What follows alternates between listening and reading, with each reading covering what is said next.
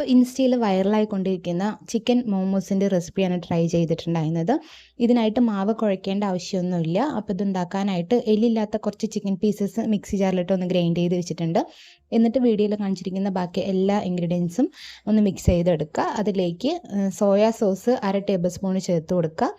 എന്നിട്ട് ആവശ്യത്തിന് ഉപ്പും ചേർത്ത് ഒരു 1/4 ടീസ്പൂൺ കുരുമുളക് പൊടിയും ചേർത്ത് കൊടുത്തതിന് ശേഷം എല്ലാം ഒന്ന് നല്ലതുപോലെ മിക്സാക്കി എടുക്കണം. മിക്സാക്കി എടുത്തതിന് ശേഷം ചെറിയ ചെറിയ ബോൾസ് ആക്കി വെക്കുക.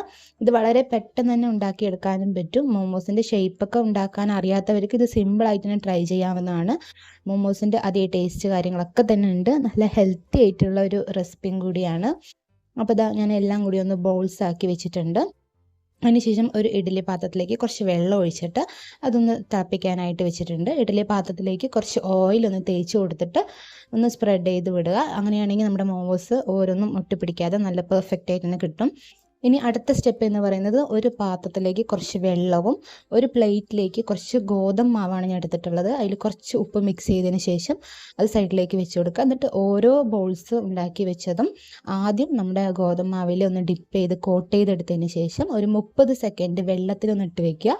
എന്നിട്ട് അതിൽ നിന്നും എടുത്ത് വീണ്ടും ഗോതമ്പ് മാവിലിട്ടിട്ട് ഒന്ന് കോട്ട് ചെയ്തെടുക്കുക.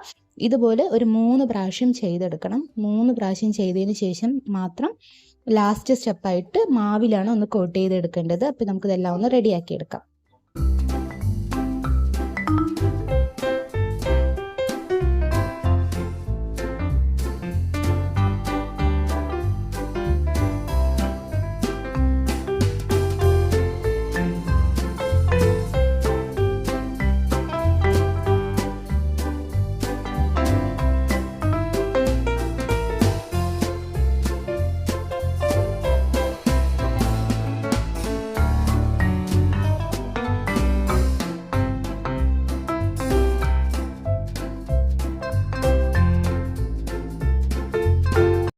ഞാനിതാ എല്ലാ ബോൾസും റെഡിയാക്കി എടുത്തിട്ടുണ്ട്.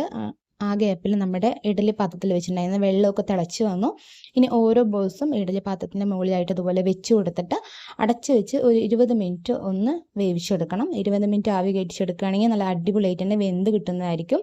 ആ ഗ്യാപ്പിൽ തന്നെ കുറച്ച് മോമോസ് ചട്നി റെഡിയാക്കി എടുത്തിട്ടുണ്ട് ഡിപ്പ് ചെയ്ത് കഴിക്കാനായിട്ട്. ഇതിൻ്റെ റെസിപ്പി ഞാൻ ഓൾറെഡി ചാനലിൽ ഷോർട്ട് വീഡിയോ ആയിട്ട് ഇട്ടിട്ടുണ്ട്. ആവശ്യമുള്ളവർ ചെക്ക് ചെയ്ത് നോക്കിയാൽ മതി. നല്ല അടിപൊളി ടേസ്റ്റ് ആയിരുന്നു മോമോസ് ചട്നീൻ്റെ കൂടെ കഴിക്കാനായിട്ട്. അപ്പോൾ പെട്ടെന്നൊക്കെ ഒരു മോമോ കഴിക്കാൻ കൊതി തോന്നുകയാണെങ്കിൽ ഇതുപോലെ ട്രൈ ചെയ്ത് നോക്കുക. നല്ല പെർഫെക്റ്റ് ആയിട്ട് തന്നെ കിട്ടുകയും ചെയ്യും. നല്ല ടേസ്റ്റും ഉണ്ടായിരുന്നു. ഗോതമ്പ് മാവായതുകൊണ്ട് കുട്ടികൾക്ക് എന്തായാലും കഴിക്കാൻ കൊടുക്കാൻ പറ്റും. ഹെൽത്തിയാണ്. അപ്പോൾ എന്തായാലും ട്രൈ ചെയ്ത് നോക്കുക. വീഡിയോ ഇഷ്ടമാണെങ്കിൽ എന്തായാലും ലൈക്ക് ചെയ്യുക. അപ്പോൾ നാളെ മറ്റൊരു വീഡിയോയുമായി കാണാം. Bye bye.